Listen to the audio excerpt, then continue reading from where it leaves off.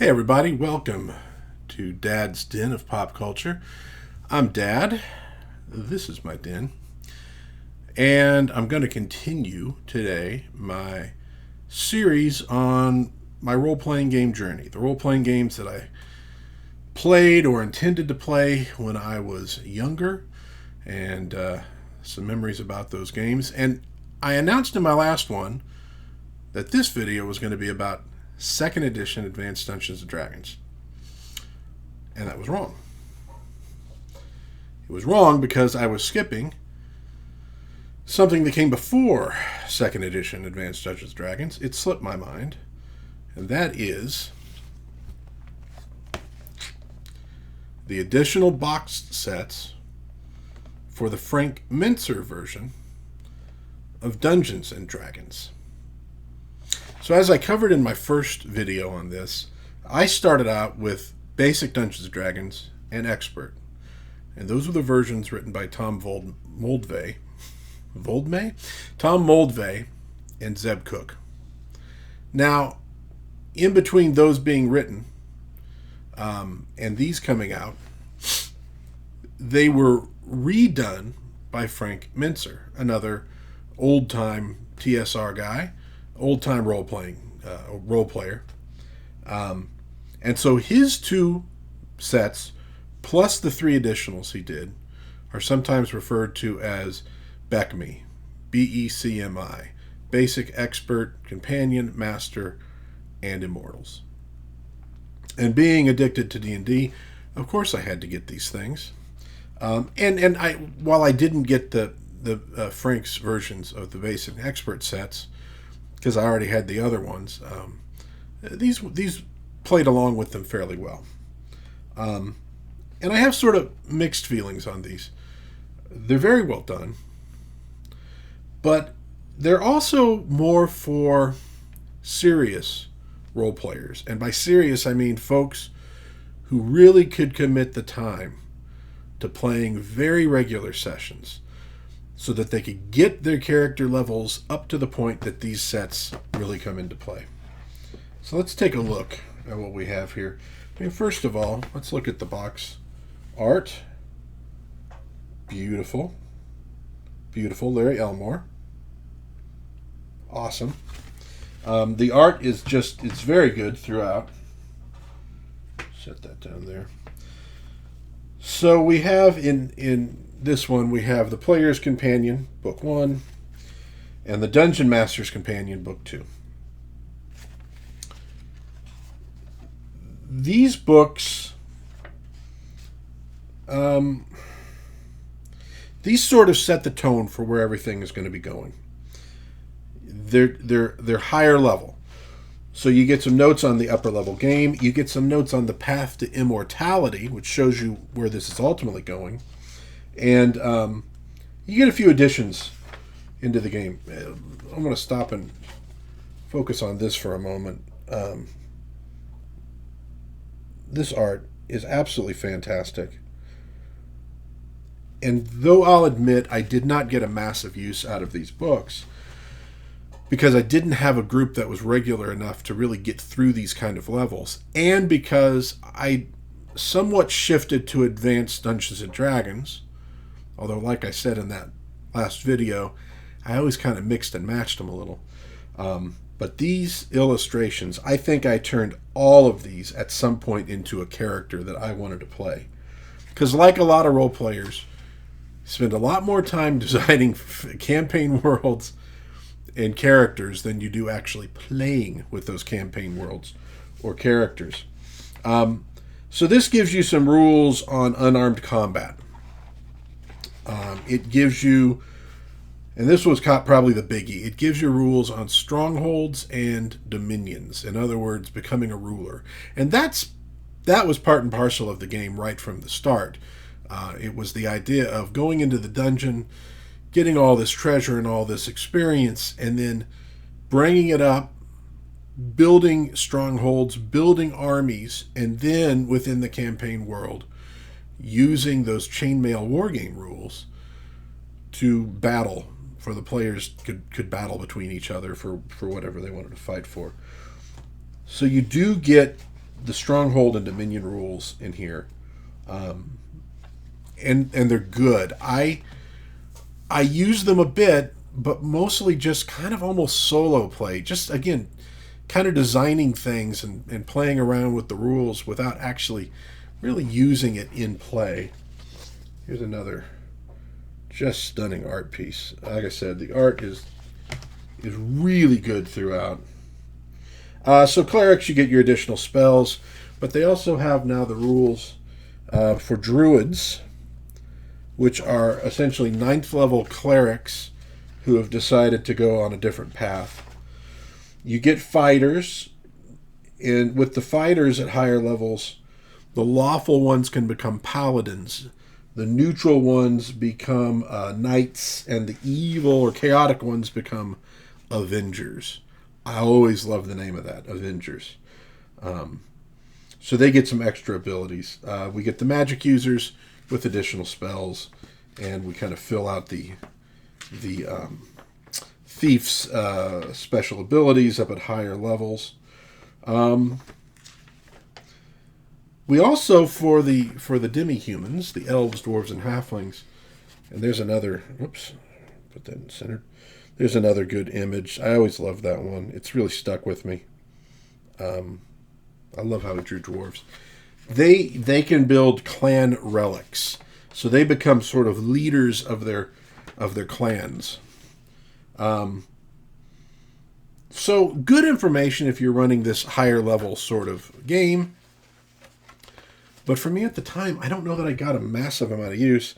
Here we also see an expansion of the known world. The bit over here, whoops, is what we see in the expert set. And now we see the wider world, and you can see it sort of looks like a version of North America. And they would go into detail on that in Dragon Magazine, among other places. Dungeon Master's Companion, they kind of talk about how to run a campaign world, how to use the Dominion rules and the wargame stuff within that. They talk about the multiverse, so they are setting you up for the eventual use of other planes of existence, and eventually the Immortals rules. It's all very well thought out and very well planned, but again, also more for serious role players. That's a great beholder. You get additional monsters. Whoa, what do I got in here? Oh yeah, okay, so apparently I thought it'd be a good idea to actually use the hex map in here. Yeah, you couldn't really get hex paper that easily back in the day. And you got some little adventures even. They also go into, I believe it's here. No, maybe that's in the next one. Yeah, the special weapon rules. So you get the typical from a DM's guide in this. You get your monsters, you get your magic items, and you get tips for campaign play. So again, all in all, useful if you're taking it up to those higher levels. And the same can be said for the next set, the Master Rules. So this was, that last one was in 84, published in 1984. These were published in 85. So the idea here is, this is where your characters are going from being, say, rulers of kingdoms to being legendary heroes, like a Hercules. So again, the same basic kind of setup. The players fills you in on, the higher level cleric and magic user spells, the higher level thief abilities, hit roll charts for the higher levels, what you would expect. There's not a massive amount there. You also get, I believe in here, we get the pole arms finally. There was always a feeling I had that these were sort of filling in the extra details that were in Advanced Dungeons & Dragons, bringing them into D&D, but within the milieu. Yeah, so you do have these weapon mastery rules. To give you an idea, look at this chart. It has symbols. It's it's a bit complicated, honestly. And that was, you tend to do get a rules bloat, for lack of a better term, in these things. And I loved the idea of those weapon rules, but it was kind of like, oh, geez.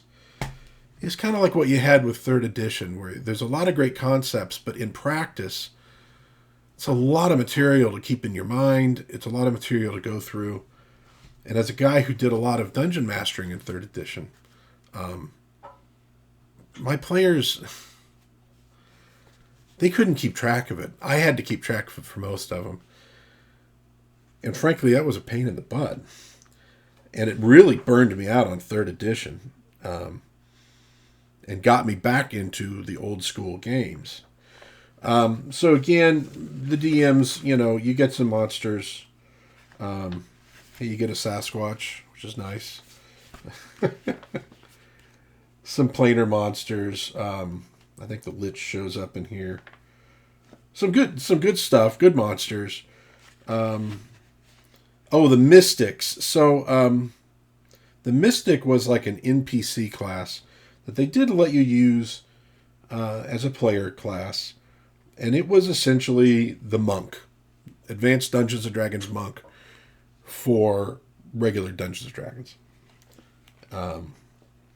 With some martial arts rules. But one thing you do get in this is, again, they're hitting on the Immortals, the concept of the Immortals, the idea of the Immortals. Since you're becoming a legend now at these levels, you're going to maybe be rubbing shoulders with them and dealing with them and all that entails. And so that's pulled into this book. Again, I was 12 and 13 when these books were coming out. It was probably a little bit too much for me.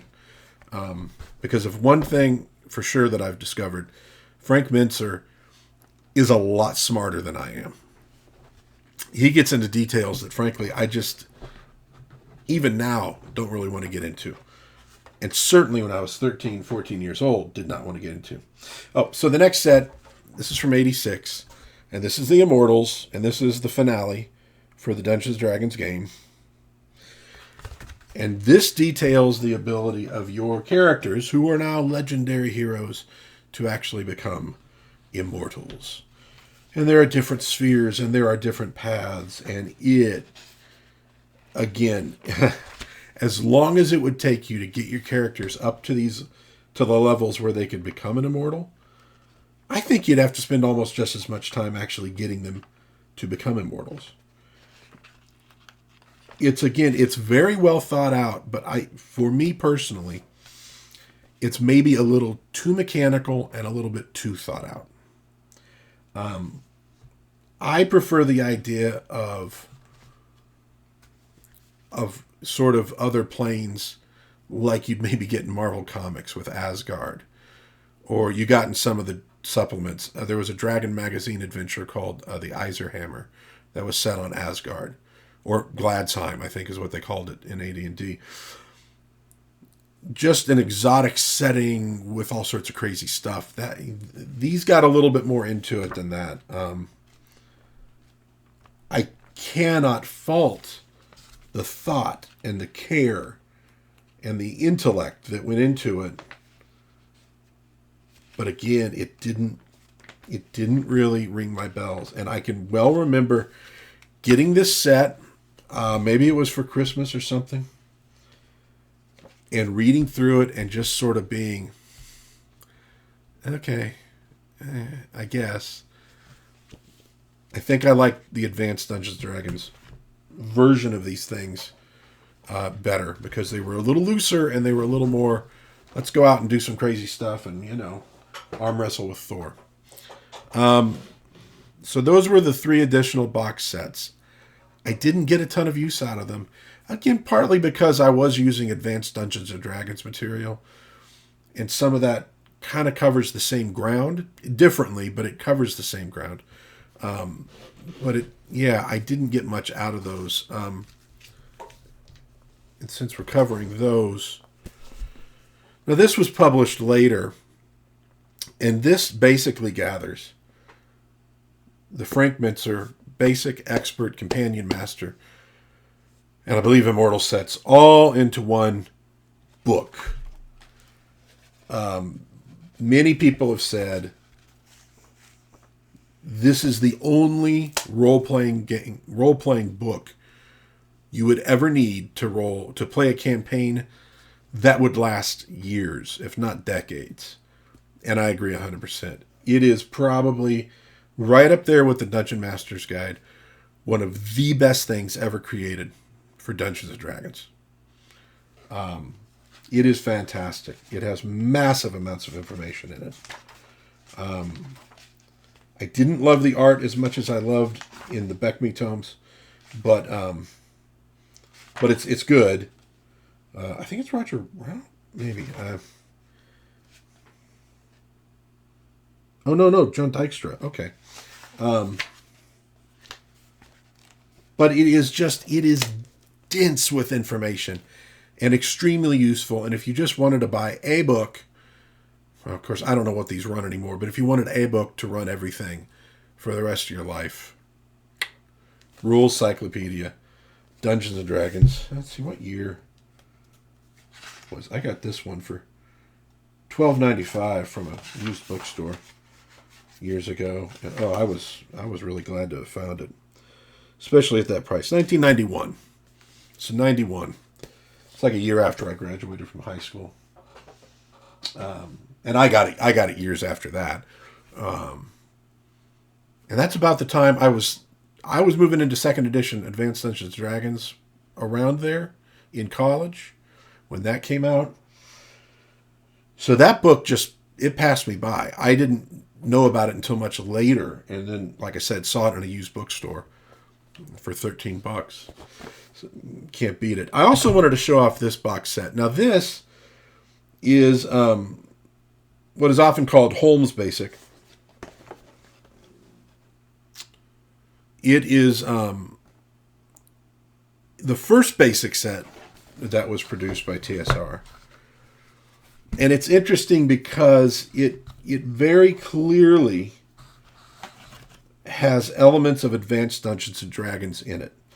So it is where things were going from the Gygax standpoint before things split up a little bit. So Eric Holmes wrote this. You get the great, really old school art. Published what? Oh, this is third edition. So this is from 1979.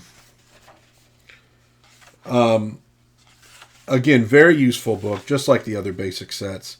But you can see elements of it that we will later associate with Advanced Dungeons and Dragons. And it was, I think, more than anything else, or as much as anything else, it was about better organizing the original booklets into a game that people could understand. So one thing I brought up when I did earlier video were the chits. Now these are not cut out, obviously. So what were the chits? The chits were because at the time it was very difficult to get anything other than 6-sided dice. And they needed to be able to roll numbers 1 to 20 or 1 to 12 or 1 to 4 or what have you. 12-sided you can kind of fake if you have a couple 6-siders, but or a 6-sider and a coin that you can flip. So the idea was you would cut these out. You'd put them like in a cup or a bag or something. You reach in and you pull out your number instead of rolling a dice. Kind of a cool little piece of history. And of course this set came with another Keep on the Borderlands. The classic module. Just look at that. Love it. So that's a quick look, though, at the Holmes version of Basic. And essentially, you would, when Moldvay did his, he kind of took that, simplified certain aspects of it. So, for example, in here, you still have dwarf fighters, right? But dwarves can't become anything but fighters. Neither can halflings. So Moldvay basically just said, let's just call them dwarves and halflings. Why mess around with separating the two things, you know? And the elves, which I think maybe still here, but for sure, elves could be fighters or magic users depending on the session. So if you had an elf character, you could say, well, today I'm going to play him as a fighter, and you use the fighter rules. And the next time you got together to play, you could say, I'm going to be a magic user this time, and you'd use magic user rules. So Moldvay basically created an elf class that was a fighter magic user. Probably the first time you got that. Although the cleric was sort of designed as a kind of like a fighter magic user. So there we go. Here are the other box sets. Holmes Basic. Awesome art. Beautiful. And a real excellent piece of work that set the tone for what was coming later with both Advanced Dungeons & Dragons and Dungeons & Dragons. The Rules Cyclopedia. Another great tome. Highly suggest you find one and buy it. I got one in really good shape too. And then these are the old ones that I owned. The Immortals. The Master Rules. And the Companion Rules, which sadly I didn't get a ton of use out of. Outside of appreciating the art and playing around with the Dominion rules, which I really liked. They were good. You had, random events that could happen to you as you ruled over, your subjects, and you could build and add to it, and kind of think of like Sim City, but but analog instead of digital. And then the rules for going to war with your neighbors and all that kind of stuff. It's good. Mentzer wrote absolutely excellent rules, well thought out, well balanced. They work, and I highly suggest them, even though I didn't really use them a whole lot back in the day. It was hitting the stage where it was getting harder to get games together, and maybe if I'd had the opportunity to play more, I would have given these more of a chance. So that's it for Dad's Den of Pop Culture today. If you enjoyed the video, please give it a like. That really helps me out. If you're enjoying what I'm doing here, I'd love it if you'd subscribe. You can see the new videos as they come out. If you have any comments, I'd love to hear them. Tell me about your memories of these box sets. Tell me about your memories of high-level campaigns where you were venturing into the outer realms and you were, going up against Demogorgon and all that good stuff. Love to hear about that in the comments. And until next time, have a good day. Have an awesome day. Be kind to one another if you really, please can. And come back for the next video. I hope to see you very soon in Dad's Den of Pop Culture. Bye-bye.